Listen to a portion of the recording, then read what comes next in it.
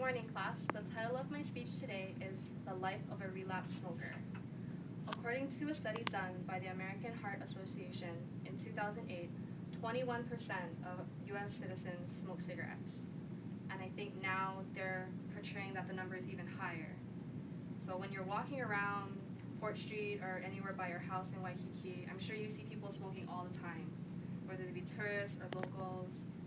And for you smokers, for you non-smokers, you're probably thinking, why don't they quit? Like, don't they know it's really bad for them? Smoking kills. And it's true, smoking does kill. Healthy lung and a smoker's lung. This is after like 20 years of smoking though. And for you smokers out there, when you see someone smoking, I'm pretty sure you're thinking, I could really go for a cigarette right about now. Because that's exactly what I think, because I'm a smoker. I've tried so many times to quit, but for some reason the nicotine patches and the steps to quitting, they're just not enough. And I researched why to figure out if the nicotine was the only addictive thing, and I found out that there are psychological reasons as to why people continue to smoke. So today I'm going to tell you about 3 reasons why people smoke. Psychologically, not chemically based or physically based or anything like that. So first of all, smoking is everywhere. We see it in movies when we're kids. Cruella de Vil, 101 Dalmatians. It's not advocating smoking, but it's just putting it out there for kids to see. And even in TV shows now like Mad Men and CSI Miami, Don Draper smokes all the time on Mad Men. And it's just all over the media. Eddie Griffin smokes when he does his comedy shows right up on stage. And I think that the biggest thing regarding smoking being everywhere is that people around us smoke. If you go out to Fort Street Mall, the smoking tree, the designated smoking tree, there are always people smoking, tons of people. It's kind of a death trap, I think. And the peer pressure really gets to a lot of smokers. If you smoke with your friends and you're the only one quitting, it's so much harder than if your friends are not smokers. And one of the second psychological reasons is that smoking is like a modern time hourglass. It helps keep time in a sense. When you smoke a cigarette, it takes about 10 drags, 10 puffs to smoke a regular cigarette.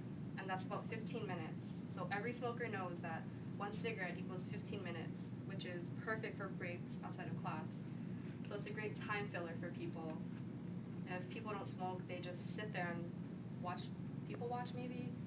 It's better than watching the clock, looking at your phone.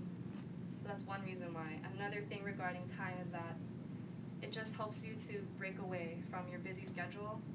So when school gets really hectic, you can just take the time to take a moment for yourself. And the third psychological reason is that smoking is a great way to relax.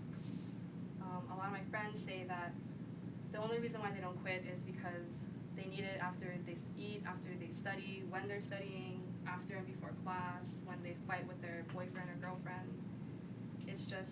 It's a whole thing about me time. Smoking is kind of a me time thing. So I think that's one of the big reasons why. For me personally, I have to smoke after I eat. It's like an innate thing already. I just like to contemplate during my smoke break. And I tried the nicotine patches. I tried chewing on straws. Whenever you get the urge, you find something else to fill it, but that doesn't really work because the psychological things are like so within you that it makes it that much harder to quit.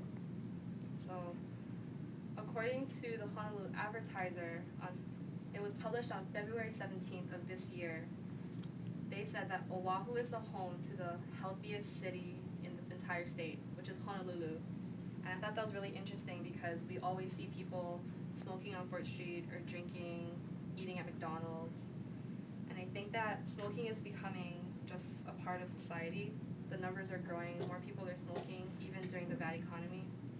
And I think it's due to the media and peer pressure and just people needing time to take for themselves, like break away from their busy schedules. So the next time that you see someone smoking and you want to nag them and rag on them about smoking, just remember that it's a lot harder to just put a nicotine patch on it or just tell them to quit cold turkey. It doesn't work like that because we're all psychologically driven. We all have needs, wants, and for a lot of people, smoking is just one thing that fills those